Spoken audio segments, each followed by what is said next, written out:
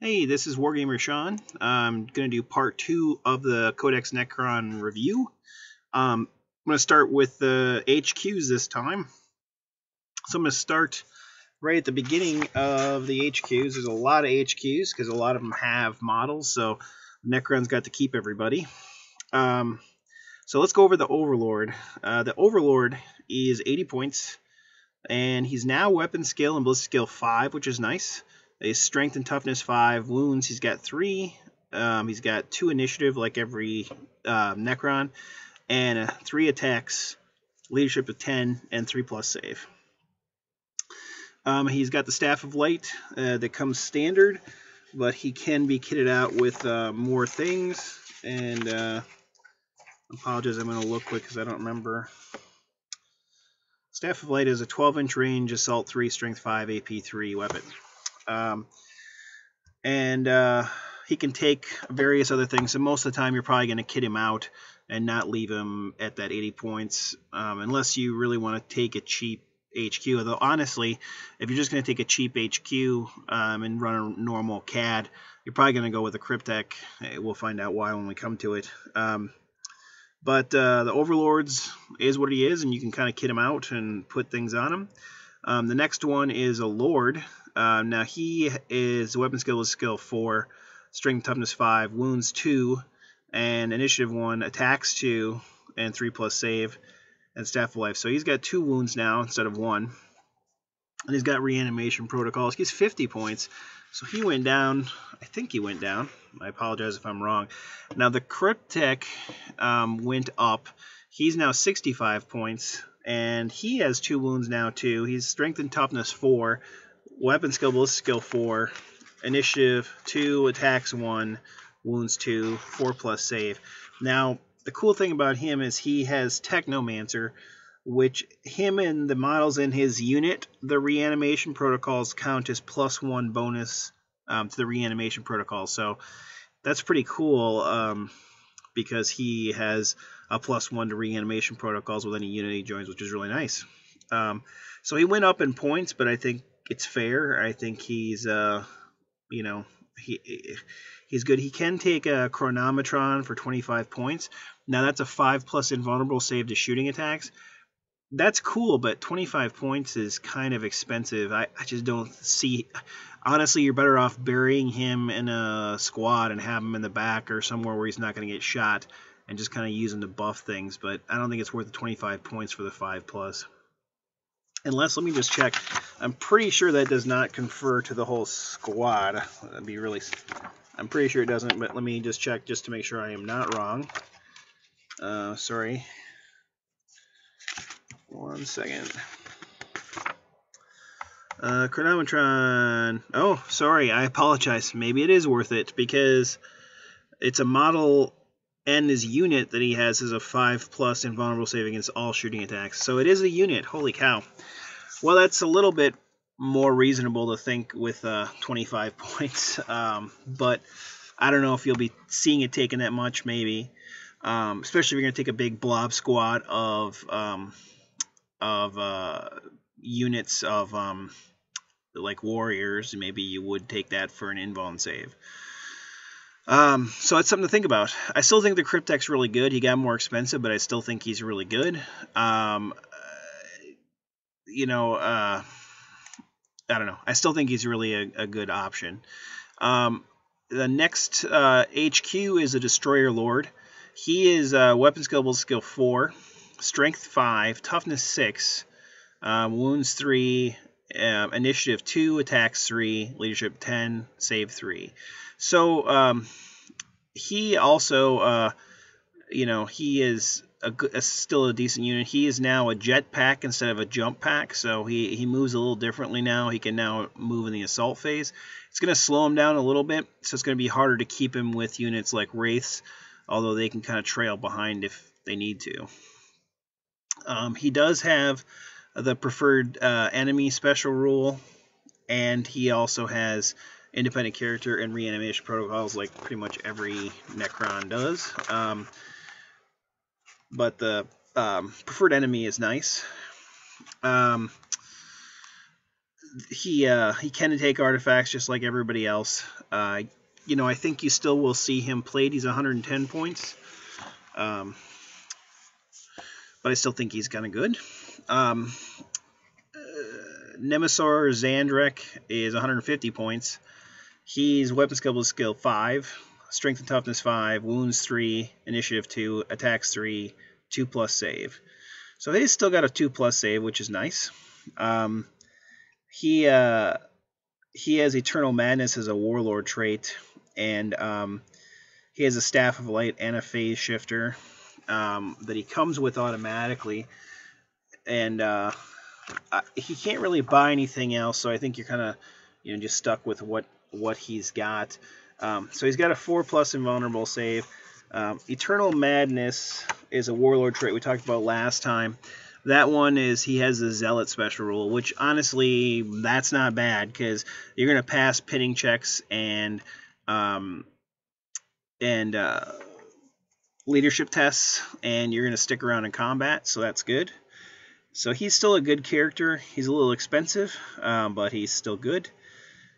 He has adaptive tactics, so if he's your warlord, you may select a different warlord trait for him, no d6 roll necessary, at the start of each friendly turn after the first, and this replaces his existing warlord trait, and this can be from table on the page 112 or any of the warlord traits in the Warhammer 40k rulebook. So that's pretty cool because now he cannot use the same warlord trait more than once per game.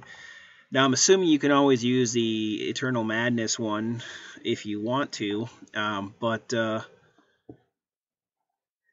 otherwise you can choose a different one every turn, so that may give you an advantage if you're thinking ahead of time if he's going to get in close combat or get in a challenge. Give him Eternal Warrior or something like that. So I think he's got lots of options. While he's within 24 inches of any enemy unit, he can confer the following special rules: counterattack, furious charge, hit and run, split fire, stealth, tank hunters. So that's pretty. Sorry, the enemy units with those rules he can confer on to his own unit. Sorry, I apologize. Because so like before, he could confer those special rules onto his own unit. He doesn't take it away from the existing unit, which was a little unfair before, so it's kind of nice. I think it's kind of fixed and more streamlined. Vargard Oberon is 120 points. He's weapon skill 6, ballistic skill 4, strength and toughness 5, wounds 2, initiative 2, attacks 3. He's got a 2+ save. Now he automatically passes any initiative test required to make a glorious intervention with Zandrek. Or no, I guess he just passes all glorious interventions, so he can just automatically get into any fight. When you're fighting a challenge on Oberon, he gains bonus attacks for each attack that is missed by the enemy character in the challenge. And these are made at initiative step 1. So that's pretty good. It's kind of like last time. He's got the Ghostwalk Mantle once per game at the start of any friendly movement phase. Oberon can use his Ghostwalk Mantle to remove himself from his unit from the table. If they're not locked in combat, they immediately arrive anywhere on the board using the Deep Strike rule, and they will not scatter if attempting a Deep Strike within 12 inches of Nemesis Zandrek. So it doesn't work if they're within the same unit. So his old power is that if Zandrek got into close combat, Oberon would like teleport there and be part of the combat. So it's not quite as good as it used to be. But once again, I think that was kind of not very fair. So I think it's more fair now. I say this from I currently don't play Necrons, but I actually really like this new codex more than previous edition, and so coming from someone that's considering playing them, I do think it's fair. The next one is Eliminar Caesarus. He's 110 points, and sorry, Oberon was 120 points. I don't know if I said that. But Eliminar can, he's got weapon skill 4, strength and toughness 4, wounds 2, initiative 2, attacks 4, and 3+ save. So he's got Immortal Hubris, which I believe is Eternal Warrior, but I'm just going to check, as I'm not familiar with. No, he's got, he can reroll failed morale, penning, and fear tests. That's his warlord trait. He's got mechanical augmentation at the start of the game. You roll a d6, and you can nominate a unit to receive an upgrade. 1 to 2 is hardened carapace, so the unit has toughness 5. Improved optics, bliss skill 5, enhanced servo motor strength 5, and those are for a unit of warriors or immortals. He's got an Eldritch Lance, which is a 36-inch strength 8 AP2 assault 1 lance. And then he also, him and all friendly models within 6 inches, and units within 6 inches of them, have a +1 bonus to their reanimation protocols. So he's kind of a super Cryptex. That's kind of what he is. And he's got a nice shooting attack, so it's kind of nice because you can use him to kind of snipe people and kind of keep him buried with a unit, and it still gives a reanimation protocol bonus. Oricon the Diviner is 120 points.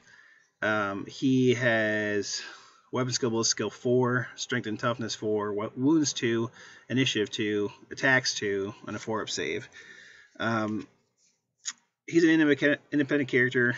He has the Master Chronomancer, so Oricon and all models with the reanimation protocol receive +1 bonus to their reanimation protocols, and they can re-roll saving throws of 1. So it's a little bonus to the save. So he's kind of a super Cryptex too. He's also got the Staff of Tomorrow. So it's as strong as he is. It's AP2 and it's Chronoblade. The bearer of the weapon rerolls all failed to hit rolls in close combat, so he's better in close combat. And at the start of each of your friendly turns, you're going to roll a d6. If the result is less than the current turn, then Oricon uses the Empowered special rule for the rest of the game. So basically, you can't get it on turn 1, but starting on turn 2. Starting on turn 2, if you roll a 1, you're going to become empowered. And he's weapon skill 5, strength and toughness 7, 4 wounds, initiative 4, 4 attacks. If Oricon suffered an unsaved wound before becoming empowered, he will have 3 wounds instead of 4. So basically, if you lose a wound before he becomes empowered, you still lose that wound. So it's kind of a neat trick, although, I don't know how soon it will come into effect unless you kind of keep them hidden. But 120 points, so maybe worth it. It's kind of nice to have the super Cryptex because they kind of can a little bit tougher than regular Cryptex, and they still give the bonus. Anrakir the Traveler, and he is 160 points. He has a War Scythe and Attacking Arrow. Implacable Conqueror is his warlord trait, which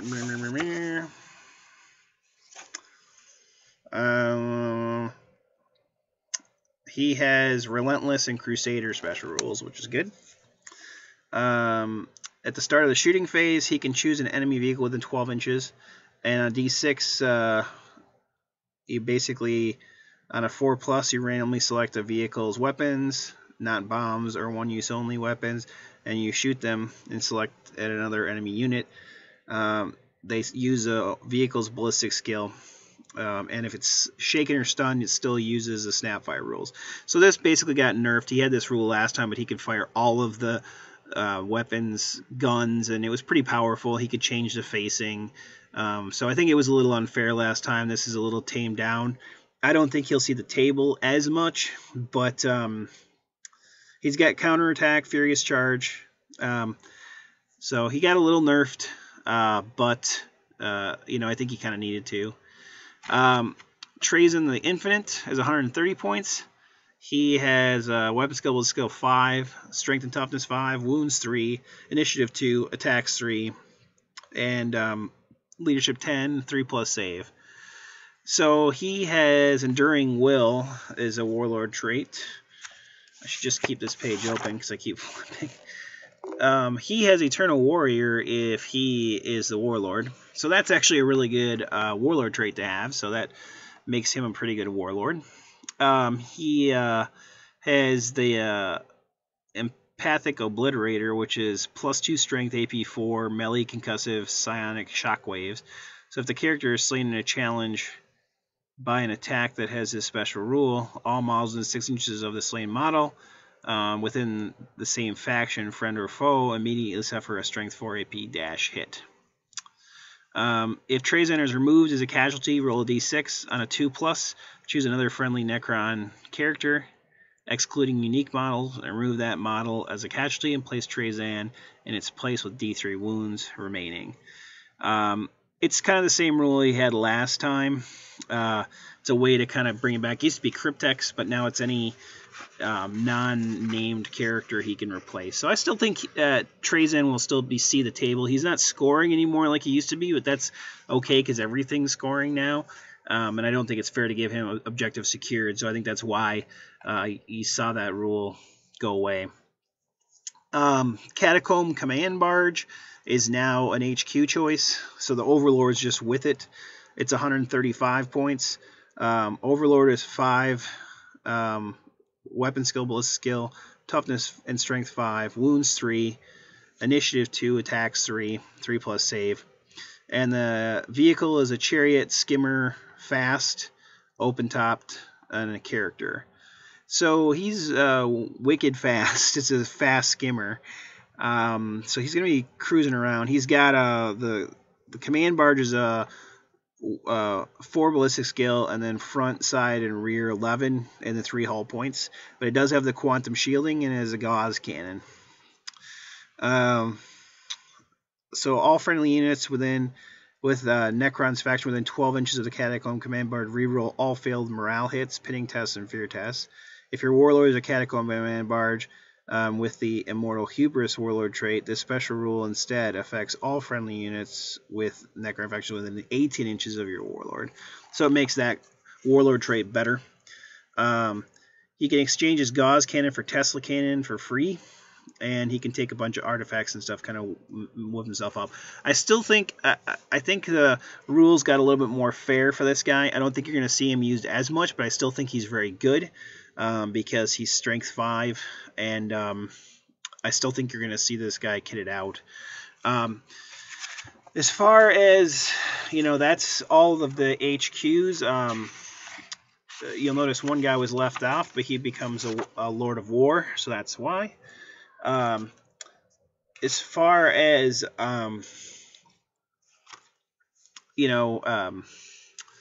the war gear, I think you're going to see war size be put on most of your HQs that can take them. It's two-handed weapon, but it's AP2 and +2 strength, so you kind of need that for Terminators and 2-up, because we don't really have a lot of things that can ignore armor. Most of the gauze weaponry is just AP5 or AP dash.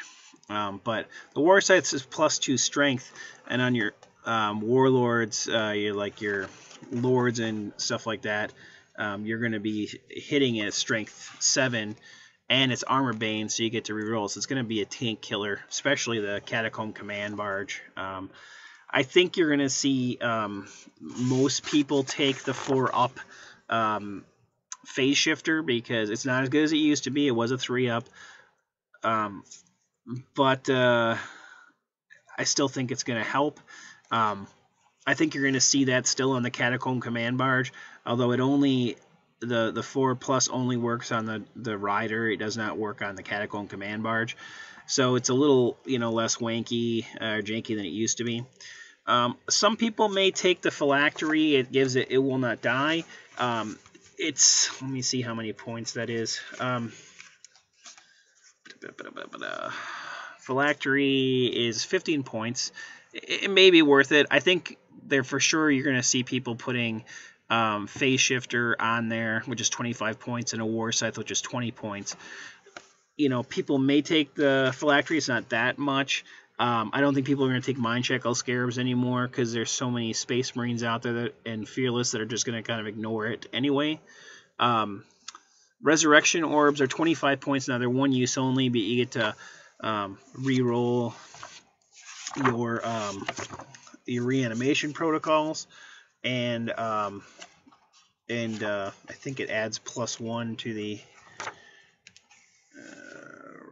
Resurrection Orb. Blah, blah, blah. Once per game, you can re-roll the failed reanimation protocol roll and any further failed during the end. Actually, it does not increase it by 1. I guess that's just the basically special the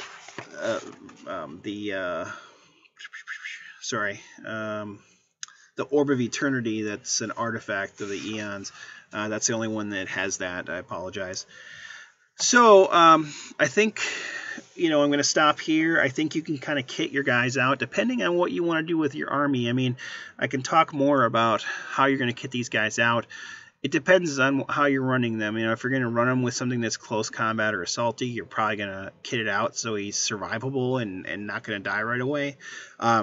Sometimes if you're going for more, horde for Necrons, which seems weird to say, but you could just kind of flood the table with warriors or immortals, and scarabs and wraiths. You may not want to spend a lot of points on your HQs stuff, just make them more survivable. I still think most people are going to put the War Scythe up in the Phase Shifter, though, just to give them an invuln save and to give them something to fight in close combat. But if you're taking a Cryptek as your HQ or a few Crypteks as your HQ, you may not want to. You might want to just keep them cheap and just keep them away from people. But they're nice. And if you're taking part of the detachment and the Royal Court, you're probably going to take it, I think you can take up to 3 Cryptex. So you may want to take 3 Cryptex and just stick them in units and have them keep your warriors alive or your immortals alive. It's certainly a good way to do it, to help with the reanimation protocols. We can talk about in closing, I guess, more whether you run the Dicurian detachment or if you run a CAD. I think there's options for both, although it depends on what your local meta plays. If your local meta plays a lot of things where capturing objectives is important, then having objectives secured is a big thing. And unfortunately, the Dicurian detachment doesn't have that, which is most of the special detachments in all the new codices don't have objectives secured. So that's one of the things you kind of give up if you take something else. So it's a big call you have to think about. If your local group or your friends are mainly just playing kill each other, then it really doesn't matter whether you have OBSEC or not. But if your local groups do, or some of the tournaments that you're going to that usually places a lot of importance on objectives, then objective secured is a pretty big thing. So hopefully this was a good video for you guys. Hopefully you're learning something. If you have any questions, you can always post or email me at wargamershawn@yahoo.com. All one word. And we'll talk to you later. Keep gaming, and I'll be putting up the next one will be Troops next, and we'll be talking about that soon. Take care.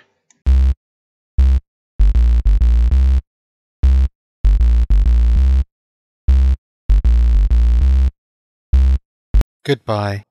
Goodbye. Goodbye. Goodbye. Goodbye. Bye-bye. Goodbye. See ya. Bye for now. Bye for now. Goodbye. I like bottoms.